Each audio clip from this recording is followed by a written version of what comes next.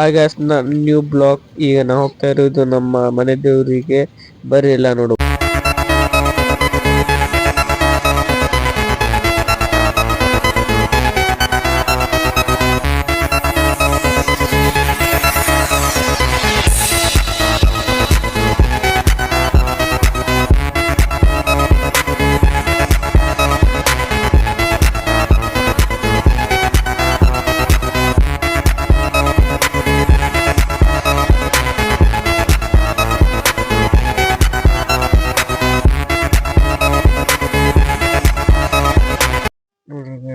Restaurant ಜನ ಎಲ್ಲ ಸಿಕ್ಕಾಪಟ್ಟೆ ಕೂಡಿಬಿಟ್ಟಾರೆ. ಇಲ್ಲಿ ಫುಲ್ ಜನಸಂಖ್ಯೆ ಬಹಳ ಆಗದೆ.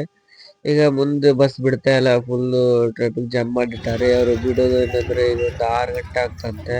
6 ಗಂಟೆ ನಂತರನೇ ಬಿಡುತ್ತಾರೆ ಅಂತ. ನೋಡಿ ಫುಲ್ ಜಾಮ್ ಆಗಿದೆ ಎಲ್ಲ.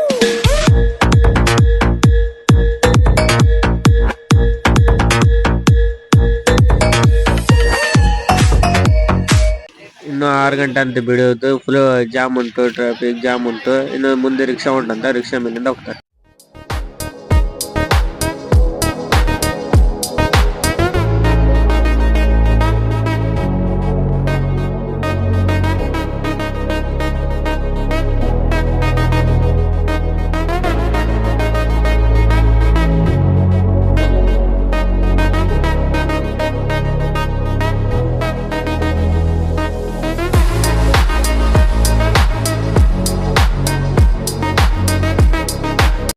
ಅಂತೂ ಇಂತೂ ಹಂಗ ಹುಡುಕಿ ಹಂಗ ರಿಕ್ಷಾ ಸಿಕ್ಕಿಬಿಟ್ಟೈತಿ.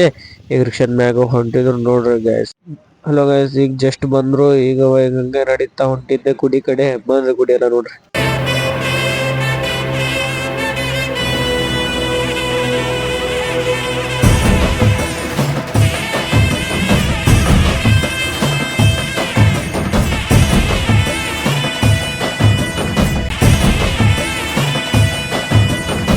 ನೈಟ್ ಮಂದಿ ಅಲ್ಲೇ ದಿವಸಗಳು ಉಳಿದಿದ್ರು. ಮತ್ ಮುಂಜಾನೆ ಎದ್ದಿ ಕೃಷ್ಣಾ ನದಿ ಕಡೆ ಹೊಂಟಿದ್ರು. ನೋಡ್ರಿ ಸನ್ಸೆಟ್ ಎಲ್ಲ ಮಸ್ತ್ ಕಾಣಿಸ್ತಾ ಉಂಟು.